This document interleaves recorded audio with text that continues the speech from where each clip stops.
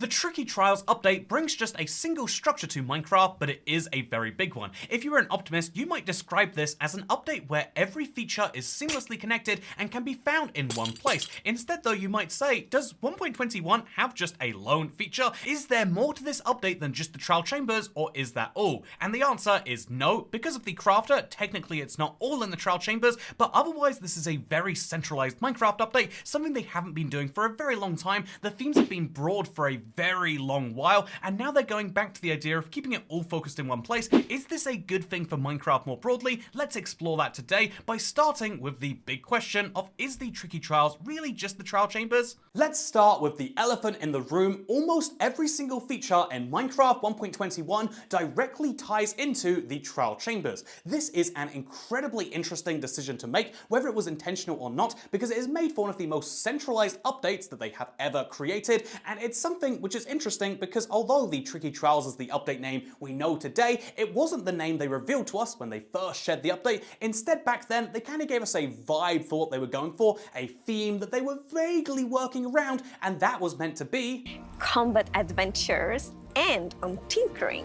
At the time, this breakdown made perfect sense because at the same time as revealing the trial chambers, the trial spawners, and the breeze, we also got our first look at the crafter, which was going to be revolutionary, something redstone users had been asking for forever. Automatic redstone crafting was very much a tinkering side of the update feature, and as the update went on, it started to get a little bit sillier. Almost every single feature introduced, even the most tinkering heavy one, the copper bulb, obviously ends up being for tinkering, but much more aimed at the combat adventures because that's where you find them. And even to make a copper bulb, you need a blaze rod, something which means that in survival at the very least, these are features which are aimed at making you go out and do things on the combat side of the game, and then might have a role in tinkering later. The copper bulb has a very controversial thing about its redstone, but regardless, you can look at the features added, and almost all of them were much more about combat than about tinkering. I don't think you can make a good tinkering argument for the bog, for example. It's just a skeleton that shoots a type of arrow we already had, a very cool skeleton and a fun one to fight in the trial chambers,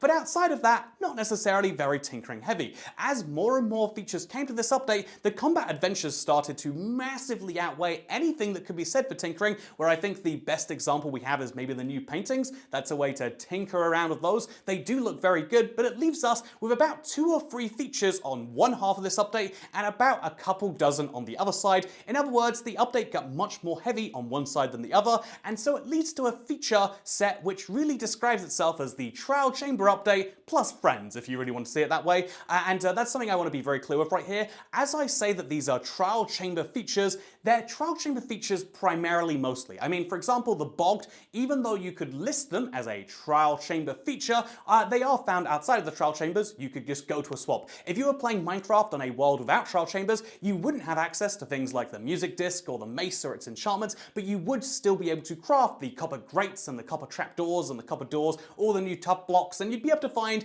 a healthy majority of the things in this update. It's just that the trial chambers serves as a focal point for all of it. And so that means that, again, whether this was a design goal or whether this just happened by roughly a year of development, Minecraft has ended up with one of the most centralized updates in their history. And now comes the question of, is that actually a bad thing or not? And this is a much more complicated one. Because although trial chambers are the newest structure in Minecraft, they are also one of the most polished and well done that they have ever revealed to us. In fact, they are so well done that they show how bare other structures were upon their launch. Take the Desert Temple, for example. Whether you're talking about the launch version or the one we have now after several updates, it's still an incredibly bare bones structure. You go in, you get the loot, and maybe you come back later to do the archaeology, but it still very much is a two-pronged structure. Take the Stronghold, which should be one of the most important structures in terms of lore. There is the library room, which is fun. There's a couple of other chests, and then there is the end portal, which everyone is there for. There's not a whole bunch of reason to go in besides those 3 things. And ultimately, the trial chambers are much, much better than either of these examples because it's not just one reason to be there. It's not just 3 reasons to be there. There are several different reasons that you'd want to be in a trial chamber. So many, in fact, that you could probably spend a substantial amount of time here just treating it like a whole new game inside of the trial chamber. I have I've spent hours inside of these before, and honestly, this isn't a unique situation for me. The beautiful thing about it too, though, is the fact that it's not that there's just lots of reasons to be in there, there's also lots of reasons to come back to one. If you have some friends in your world, but they're not online right now, it might be more fun to come back with them to fight the trial chambers together. Even if you don't care about that, if you're me and you're the antisocial gamer, you might say to yourself, actually, it's worth inviting friends in just so they can use the vaults. It's something I'm not going to do in my Let's Play world, but I really think the concept is great, so having a structure which has multiple uses, that's clever. Having a structure which has reasons to go back to it, also very clever, but the genius bit is that when you add in the ominous events, which can directly relate to the trial chambers, you have a reason to go into a trial chamber, complete it in air quotes, and then come right back later. And I think the smart thing about it is it's not just that there's reasons to come back and reasons to go there, there's also a perfect reason to go here at basically any point in the Minecraft tech tree. There are two items that are so unique to the trial chambers that even if you're at the very latest of the late game, you're still going to want to come here to get a mace or some wind charges, and if you're in the early game, then getting diamond gear is going to be incredible. The challenge scales with you in a way that genuinely puts Minecraft the base game to shame. There is easy, normal, and hard in regular Minecraft, but it doesn't account for the fact that you might have multiple players, it doesn't account for the fact that you might want it harder in a way that the trial chamber genuinely does. And so this is great. If you are like me and you like the idea of a new type of dungeon that has lots of combat, adventure, you know, there's lots of different ones to find and they're all very different, as well as rewards, 1.21 is an incredible update. I would go as far as to say that this is the most me-focused update I've seen since I've been regularly playing Minecraft. I love lots of the features in this update, but I mostly love the structure that they've been focusing so much time on. However, what if you're someone who doesn't want that? What if you are a more creative player, or you'd prefer an update to another part of the game? Well, then this update might be considered boring to you, right? A downside of centralized update, which significantly please people like me, is that it basically adds nothing for other people. In the same way that if they spent literal months working on an update that just added new variants of stone, some builders would go, yes, I can finally make the perfect gradient for my castle, and honestly, some people would be wildly happy, but I would say, but I don't really have any intention to use that stuff, and Minecraft would stay the same.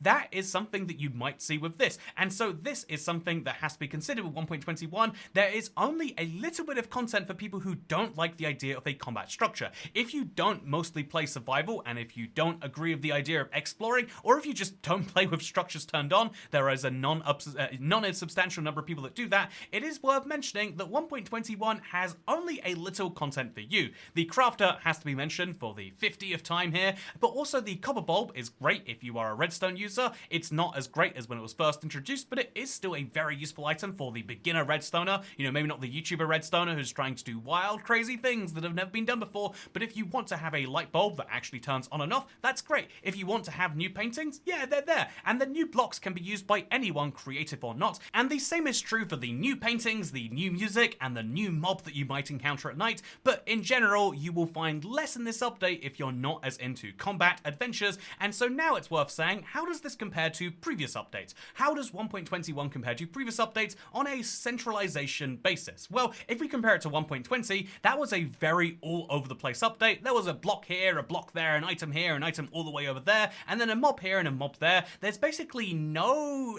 individual thing that ties in that update. I think you could vaguely say that there was a trail ruins and that you could find some things in the trail ruins like new armor trims, but in general, the trails and tails themes kind of represents the idea that you make your own story out of the blocks and items that they give you. Compare this to 1.16 on the other hand, where you can say that they have a very strictly focused update revamping the nether dimension. Obviously there were target blocks and other features in this update, but it was mostly focused around at least a dimension, and you can see that they do have updates on both sides of the spectrum. It's just that they generally have been doing more broadly focused updates for a while now. The Tricky Trials update is sort of returning us to the early days of Minecraft updates, where an update would have a theme like the Redstone update, and almost every feature would be tied into that, with just a few that didn't necessarily fit. And so if you look at the Tricky Trials, you can see an emphasis that the trials are going to be tricky, which clearly means the trial chambers are going to be in there, and there are trials you've got to do, and they're going to be tricky because they're trials.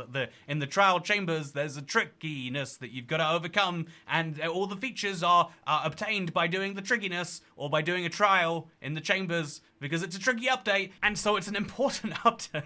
Can't do this anymore. The comparison hopefully is clear here though, however, which is to say that you could have a big feature in an update and still have lots of other ones, or you can have a big feature in an update and have all of the other ones tie into it, and Minecraft has clearly gone from the latter, which does sound like a bad thing to anyone who doesn't like it, but consider what the alternative could have been. If you are the sort of person who says that actually I would have preferred a broad update, imagine what would have happened if they'd have added the trial chambers but they hadn't truly fleshed it out. We would have ended up with a structure like the Woodland Mansion, which was great when it launched and huge and really exciting the first time you find one, but doesn't really feel like it's a truly in the game structure. It doesn't feel like one you have a great reason to go to. As soon as they added the Toad from Undying 2 raids, the Woodland Mansion became a novelty and not something which actively forms a part of the gameplay loop. Going there with a friend might be fun, but imagine if instead of them putting, say, the new trims inside of the trial chambers, as they did, and having a reason to go and get that customization, imagine if they added them to another part of Minecraft. You've had two different goals to go for, and so it seems like double as much content if there's a brand new Woodland Mansion trim, for example, but ultimately they both don't feel as compelling, and Minecraft does a lot better when they have a few very good things than when they spread themselves too thin and everything just feels like add-ons or mods or whatever you want to describe it, which is ultimately the big thing they're trying to avoid with vanilla updates. Jeb has said this a trillion times, but to repeat him, I will say that Minecraft is not meant to be all of the add-ons and mods for the game. The vanilla game is meant to be only the most polished content, and so that is why I think it's worth discussing that 1.21 did go very centralized, but will it inspire future updates? That is the big question, and the answer is honestly probably not. If you read the game design manual for Minecraft, the same document I referenced from Jeb, where he mentions the rule about keeping things vanilla, he actually says at the bottom of this that we need to remember that Minecraft appeals to many different player types that are looking for different things to do. We should make sure we expand the game in all directions and let the community dive deep into their favorite topics. In other words, we're not going to see a 1.22 that's just going to have another underground structure and then 1.23 doing the same, because that isn't expanding the game in lots of directions, that's sticking into one. However, at the same time as Minecraft seeing the need to expand in lots of different ways, they could choose to do this not by going in all directions at the same time, but instead kind of doing what we're seeing in the modern era of Minecraft updates, where instead of having 1.7, which just added 20 brand new biomes and about 17 of them felt hollow, instead they took the update Aquatic and made all of the oceans actually feel alive and different and distinct and have reasons to be there. This is basically the idea behind 1.21, but instead of updating previous content, although you could argue I guess the caves are previous content, instead of updating previous content, they add a whole new piece and they make sure it's as fully fleshed out as it can be. This could be the model for updates going forwards. Instead of having updates in the style of 1.20 where just lots of stuff gets thrown at the wall and they see what sticks, instead they pick a very specific piece of content that they want to add and they go very heavy onto it. In this way, they can avoid making content which is actually shallow for Minecraft, and a good example of this would be with 1.17. This is the Caves and Cliffs update. They were going to add different biomes of caves, and one of those was going to be the Deep Dark. And when it was first shown, it was just going to be a skulk biome with a scary mob that would randomly wander the entire biome. There was going to be a structure called the Warden Cabin. Seriously, this was the size of it, and that was going to be all. That would have been acceptable in its own right, but it's much more fun to have an entire biome which actually feels alive, to have a structure which feels incredible when you find it and also has its own real rewards and reasons to be there. Even then, I think some could argue that the Deep Dark could have gone further, the Ancient City could have been better, and this is the beautiful thing about Minecraft, is I think there's always going to be criticism on some angles, but they have to ultimately decide at some point, should they go everywhere all at once and see what works, or should they pick a very particular aspect of the game and try and improve that as deeply and as drastically as possible. And I think, interestingly, more updates like 1.21 are going to be more exciting for the community. It's just there's a weird transition period. Even though people felt like 1.20 and to a much greater extent 1.19 were scattershot style updates, literally it was called the Wild Update. That means that they could have added anything to it. It still set the expectation that, yeah, basically anything can come in these updates. At the same time they were intending on adding the Warden, they figured, yeah, mangrove wood, and at the same time as mangrove wood, why not some weird birchwood stuff? And also at the same time, why not fireflies? And although the controversy around the update was much more about the things that were removed than about the scatter nature of it, moving back towards focused updates is going to have this short-term whiplash effect where people say, oh, but I want to have my particular aspect of the game updated, but ultimately Minecraft focusing on one area at once and nailing it is much better than focusing on lots of areas and doing a good enough job, at least in my opinion. This is something something that is best seen with the Armadillo being the best mob vote mod they've added in years, and it's something that I think we'll see more of with 1.22, but that is something that obviously is going to be announced later on in the year. For now, I just have to say 1.21 isn't just one feature, but if you see it as that way, that is an entirely justified feeling, and it's something that marks what I believe to be the start of a slightly more focused Mojang, and maybe even the start of a new era of Minecraft updates. In the same way that 1.1 to 1.8 were entirely different in the way they're classified to 1.9 all the way up to 1.11, and then 1.13 or 1.12 to the current day, we have different eras of modern Minecraft updates, and I think 1.21 will start the beginning of a new one, but that's just my opinion. Let me know your thoughts down below. Thank you for watching today's video. If you enjoyed it, don't forget to do all the generic things that YouTubers try to remind you at the end here, because for some reason people don't do it otherwise. Instead though, I would like to quickly give you a reminder about Saturday. It is the start of big update questions. I'm going to be answering some of your biggest questions about Minecraft 1.21. They're going to be big, fully comprehensive guides, and there's going to be one every 2 hours on Saturday. It's going to be a crazy throwback to the past, and any big question you have about this update should be answered there, from how to get a mace to how is the best way to mine copper to everything else. I am going to be answering it. It's going to be a lot of fun. It's been one of the most hectic weeks of my life, but I've been enjoying it, and I hope you will too, because if you don't, then this was silly. Speaking of silly, I should have said big giraffe in the room earlier. One of my big regrets in life. Goodbye.